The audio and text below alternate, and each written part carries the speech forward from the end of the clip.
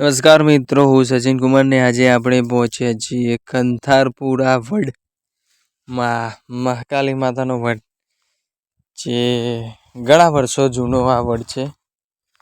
અને આ વડનું થડ જો તમે અહીંયા શોધવાનો પ્રયાસ કરશો તો તમને મળશે નહીં. તો અહીંયા મહાકાલી માતાના દર્શન કરશો તમે.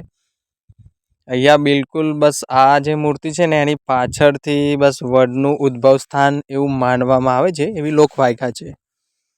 અને આ મહાકાલી માતાની બીજી મૂર્તિ છે, આ બાજુ મંદિર છે અને એની બાજુમાં એવી રીતે બે મૂર્તિ છે અને પૂજા થાય છે. અને બસ આપણે હવે ટૂંક જ સમયમાં જોઈશું મહાકાલી માતાનો એ વિશાળકાય વડ. તો આ છે કંથારપુરા ગામમાં આવેલો જૂનો ઘણા વર્ષો પુરાનો વિશાળકાય વડ છે.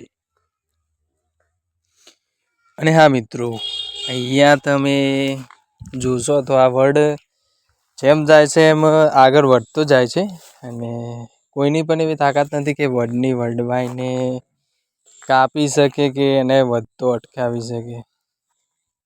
બરાબર, અમે તો અહીંયા નાના હતા ત્યારથી જ રમીને મોટા થયા છે, કારણ કે અમારા તો નજીકમાં જ છે, ગામની બાજુમાં જ છે વડ. તો મિત્રો તમે પણ આવો અમારા આપણા ગુજરાતમાં ગાંધીનગર જિલ્લામાં આવો, ગાંધીનગરના દહેગામ તાલુકામાં અને કંથારપુરા ગામમાં આવો તો આ વડની મુલાકાત લઈ શકો છો અને આનંદ માણી શકો છો.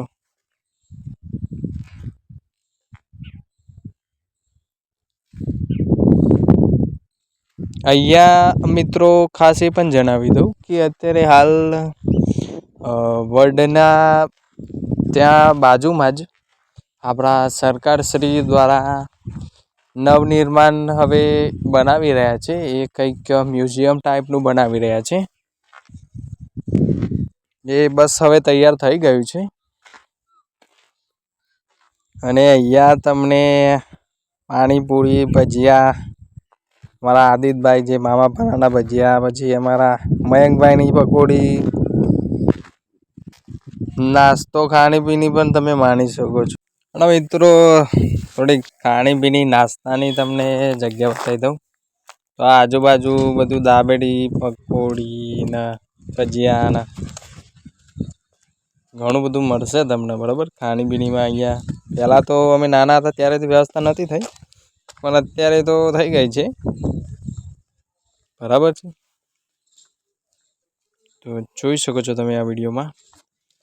અને